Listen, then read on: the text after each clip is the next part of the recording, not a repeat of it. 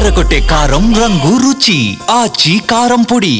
పల్లిపోరులో చిత్ర విచిత్రాలకు తోడు ప్రలోభాలు ఏకగ్రీవాలు కొనసాగుతున్నాయి. కొందరు రాజకీయ ప్రాపకం కోసం, మరికొందరు తమ సత్తా చూపడం కోసం, ఇంకొందరు ఎదుటివారిని ఓడించడం కోసం బరిలోకి దిగుతున్నారు. కానీ కొందరి రూటి మాత్రం సెపరేట్.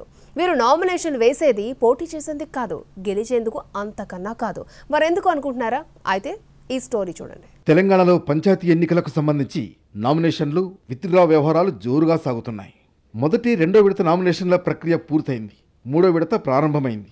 అయితే ఉమ్మడి ఆదిలాబాద్ జిల్లాలో కొందరు మాత్రం అందుకు విరుద్ధంగా నామినేషన్లు వేస్తున్నారు. చిన్న గ్రామ పంచాయతీల్లో సైతం 5 నుంచి 9 వరకు నామినేషన్లు వేస్తున్నారు. కొంతమంది మాత్రం తృణమో పణమో వస్తుందనే ఆశతో నామినేషన్లు వేస్తున్నారు.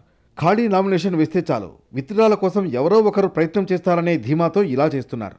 ఒకే పార్టీలో ఉన్న 2-3 నాయకులు సైతం నామినేషన్లు వేశారు. సదరు పార్టీ నాయకులు ఎలాగోలా బుజ్జగిస్తారు, ఏదో ఒక డిమాండ్ను వారి ముందు పెడితే ఒప్పేసుకుంటారనే ఎత్తులు సైతం వేస్తున్నారు. పార్టీ గుర్తుల మీద జరిగే ఎన్నికలు ఎలాగూ కాదు. కానీ ప్రధాన పార్టీల నుంచి మద్దతుదారులు, నామినేషన్లు వేసిన వారు, తాము గెలుస్తామనే ధీమా ఉన్నవారు ఇతరులను బుజ్జగించే పనిలో పడ్డారు. తమకు అడ్డు రావద్దని బతిమాలుకుంటున్నారు. కొందరు మాత్రం తాము ససేమిరా తప్పుకునేది లేదంటూ మొండికేస్తున్నారు. ఈ తరుణంలో వారు ఎందుకు నిలబడ్డారని ఆరా తీస్తే దిమ్మ తిరిగే విషయాలు బయటకొస్తున్నాయి. మరీ ముఖ్యంగా చాలా చోట్ల నామినేషన్లు వేసిన వారు తమకు డబ్బులు వస్తాయని ఆశతో వేస్తున్నట్లు తెలుస్తోంది. గతంలో ఇదే విధంగా సర్పంచ్ ఎన్నికల్లో కొందరు నామినేషన్లు విత్డ్రా చేసుకునేందుకు డబ్బులు డిమాండ్ చేసి బాగానే దండుకున్నారు.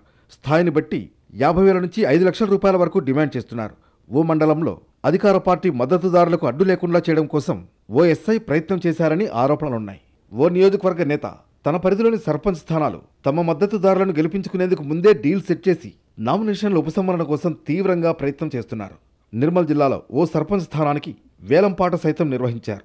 ఇలా ప్రలోభాలు, పైసల బేరం తెరపైకొస్తున్నాయి. కొన్ని చోట్ల గోప్యంగా పని కానిచ్చినా క్షేత్రస్థాయిలో మాత్రం ఏకగ్రీవాలపై అనుమానాలు రేకెత్తిస్తున్నాయి.